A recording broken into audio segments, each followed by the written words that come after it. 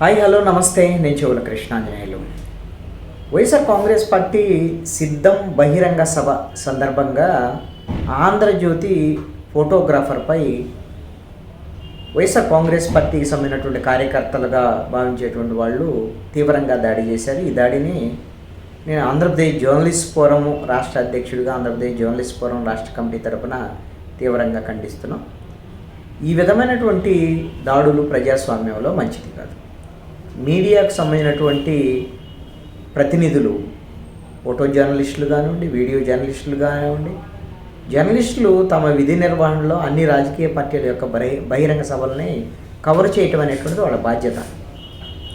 రాజ్యాంగంలోని article 19(1)A ప్రకారంగా భావ ప్రకటన స్వేచ్ఛకు అనుగుణంగానే వీళ్ళు తమ విధులు నిర్వర్తిస్తున్నటువంటి పరిస్థితి ఉంది.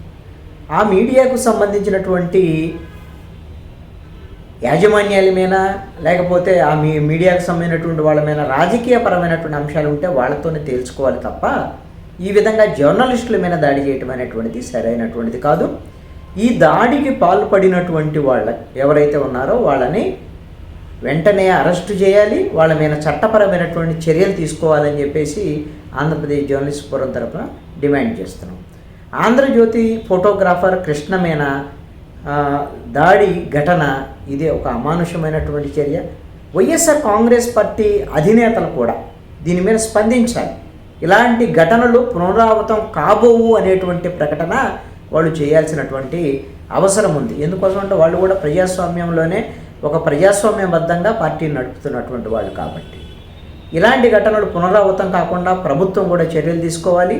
అదేవిధంగా రాష్ట్ర పోలీసు శాఖ వెంటనే నిందితులను అరెస్ట్ చేయాలి. ఇలాంటి ఘటనలు పునరావృతం కాకుండా వాళ్ళు కట్టుదిట్టమైనటువంటి చర్యలు తీసుకోవాల్సినటువంటి అవసరము ఉంది. ఈ అంశం మీద ఆంధ్రప్రదేశ్ జర్నలిస్ట్ ఫోరం తరఫున బాధితుడు ఆంధ్రజ్యోతి ఫోటోగ్రాఫరు కృష్ణ, అదేవిధంగా ఇటీవల కాలంలో గత వారం రోజుల క్రితము అమరావతి ప్రాంతంలో ఇసుక అక్రమాలకు సంబంధించినటువంటి దాంట్లో ఈనాడు విలేకరి ఆ వార్త కవర్ చేయడానికి వెళ్ళినటువంటి ఈనాడు విలేకరి మీద కూడా దాడి జరిగినటువంటి పరిస్థితులు ఉన్నాయి.